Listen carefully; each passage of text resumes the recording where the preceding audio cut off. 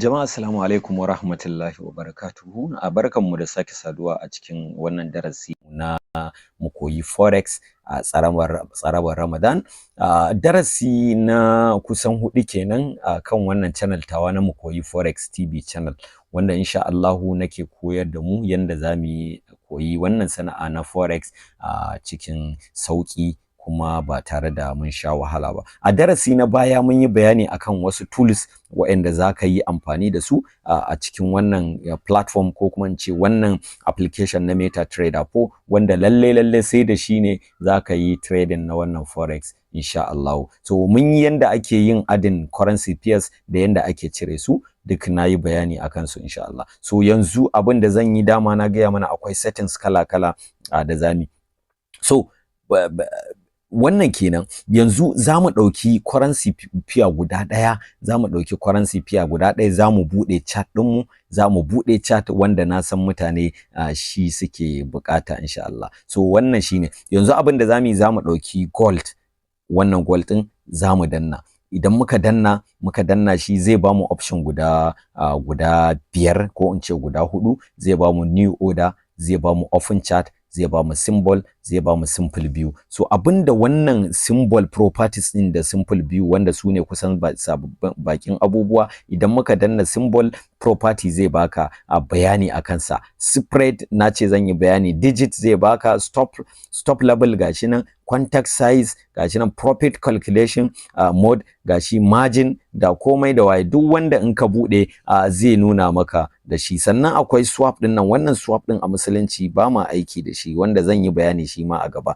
Sannan swap type ZAW gashi nan, shi ma duk zan yi bayani akai insha Allah. Wannan floating din sa kenan. So haka idan muka koma za mu danna, sai mu zo simple view gashi nan, simple view. In kuka koma simple view za ku ga duk ya cire mun wannan tarkacen da yake tattare, ya ban mini da low da high na price. Kun ga low din bambancin da yake, in kuka kula za ku ga low din wannan da high, za ku ga last dan nambobi da suka dawo 2859 iri ɗaya ne, bambancin kawai point nan din ne, a nan bambancin yake. Kun ga wannan 0.06, wannan kuma 0.47. So wannan shine bambancin high da low inda ya je kenan. Idan aka ce high da low, misali nan an zo an yi haka, za ku ga nan saman sa, nan ƙasan sa, to wannan bambancin yake so ya nuna maka a wannan range insha Allah. So yanzu zan danna, sai na mayar da shi advanced view din da komai da wasu abubuwa. So wannan shine abin da yake nufi. So don haka yanzu za mu danna shi,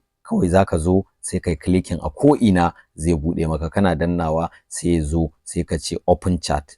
In kuma ba haka ba, za ka yi still za ka iya danna shi sai ka ce open chart. Kana ce open chart zai kawo maka wannan chat din. So kowa yana gani, za ku ga ko a Facebook ko a Telegram ko a Instagram ko a Twitter ko waye, za ku ga ana ta posting irin wannan chat din. To wannan ita ce ainihin farfajiyar kasuwar da ake yi, kuma a tattare da ita akwai kowane bayani. Nan gurin wajen indicator ne, wannan indicator ana kiranta da RSI, that is relative stress index. Wannan kuma shine tafiyar da take, wannan kuma tafiyar yana representing wannan candle din ne, wannan kuma moving average ce. Kuma kowace insha Allah, in dai kuna bibiya na a wannan darasin, kafin dai mu gama shi zan yi bayani da kuma yanda ake dan amfani da ita a takaice insha Allah. So sorry, wannan shine. So yanzu abin da zamu yi, muna so mu clearing chart din mu cire wannan indicator din, mu cire komai, mu bar ainihin candle din mu. So amma kafin mu tafi, ya kamata mu fuskanci nan gurin, nan saman gurin in kuka kula za ku ga gashi na an rubuta ZAW, ma'ana gold kenan, USD. A gaba za ku ga an sa M5. Wannan M5 din yana nufin time frame, yana nufin cewa kowane candle guda ɗaya akan minti 5 yake, wanda shi ma za mu zo kansa a takaice insha Allah. Wannan gurin da kuke gani nan, iya portion din nan price ne na gold. Daga inda ya tashi za ku ga price din ya fara daga nan ga inda ya je yanzu. Wannan shine, to wannan shine abin da yake so ya nuna maka. A saman nan gurin za ku ga wasu abubuwa ga su, sorry afwan, a nan gurin za ku ga wasu abubuwa ga su nan. su ma kowanne akwai aikinsa insha Allah. So yanzu kawai abin da za mu yi, yanda za mu cire wannan indicator ɗin kuma chart ɗinmu ya buɗe. So abin da za mu yi shine za mu danna ko'ina akan wannan ko'ina ka danna a iya farfajiyar inda babu komai za ka danna. Hanya biyu ce, ko dai ka zo misali ka danna a ƙarƙashin nan, ko kuma ka koma a kai ainihin chart ɗinka sai ka danna. So yanzu abin da za mu yi, za mu samu inda babu komai empty space, za mu taɓa.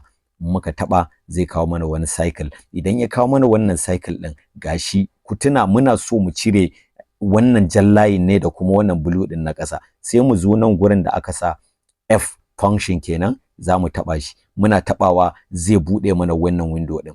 Wannan F function ɗin plus ɗin nan adin yake nufi, inda za mu saka idan za mu sa. Gashi nan yanzu yana nuna mana cewa an saka guda biyu. So mu yanzu amfaninmu shine mu cire, ba mu dawo yanda za mu saka su ba. To cirewa za mu yi. To na gaya mana duk lokacin da ka ga alamar deleting na cire abu, shine za ka zo ka danna sai ka cire. So don haka yanzu za mu danna. Idan muka danna kamar dai yanda muka sa currency spares, za ka ga wannan guda ɗaya, za ka ga wannan guda biyu. Idan muka zaɓi, sorry afwan,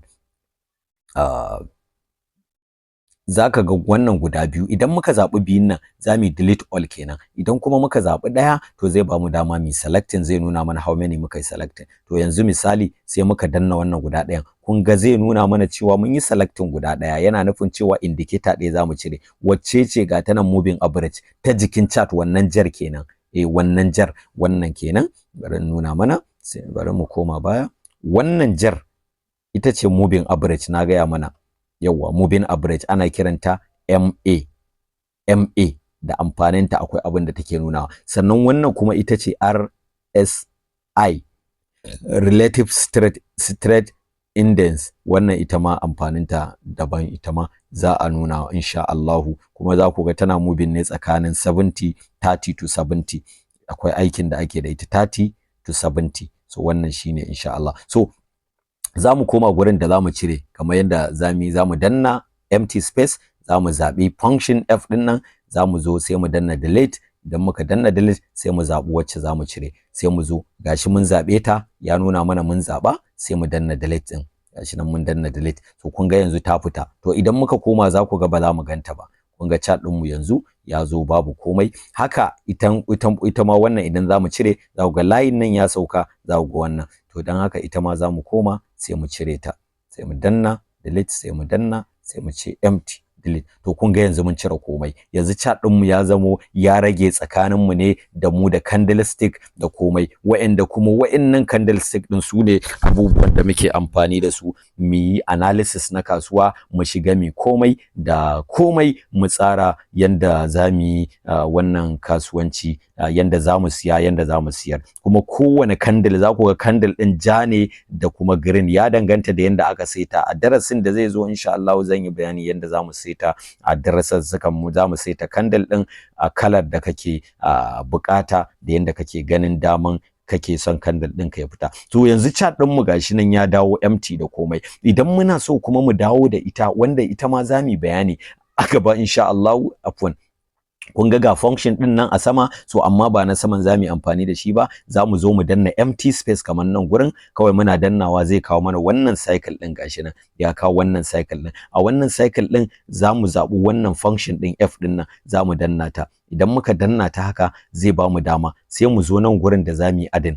Idan muka zo muka danna add, to za mu samu moving average ga ta nan wacce take kai, za mu danna ta. In muka danna sai mu ce done, za mu zo mu dawo done, za ku ga ta koma, kun ganta ta dawo. Haka idan muka koma za mu sa ta ƙasan ita ma, za mu zo sai mu zaɓi RSI, na faɗi sunanta relative stress index. Gashi nan za mu zaɓa sai mu danna done, ita ma za ku ga ta dawo. Kun ga chart ɗinmu ya dawo yanda yake. So wannan shine abin da muka yi, kuma darasin da muka yi gaba za mu cire shi komai mu dawo. Mun cire komai da komai, chart ɗinmu yanzu ya zamo empty. So yanzu insha Allahu next video za a ga darasin da zamu, yanda zamu yi tweeting, zamu yi twisting komai namu na nan. Kar a manta wannan shine price din chart. Yanzu kun ga wannan tafiyar da candle price din nan yayi kafin ya yo ƙasa, sai da ya zo wannan price din kafin ya zo nan gurin. So ta ya zaka san yanda price din zai zo nan, kai ma a shiga da kai anan har a zo nan gurin? To sai wannan shine ilimin da za a bi a hankali, a sannu, har sai mun zo gurin a hankali insha Allah. Wannan shine darasin da zamu yi, kuma shine wannan ƙarshen bidiyo insha Allah, sai kuma Allah ya haɗa mu a darasi na gaba. Assalamu alaikum wa rahmatullahi wa barakatuh.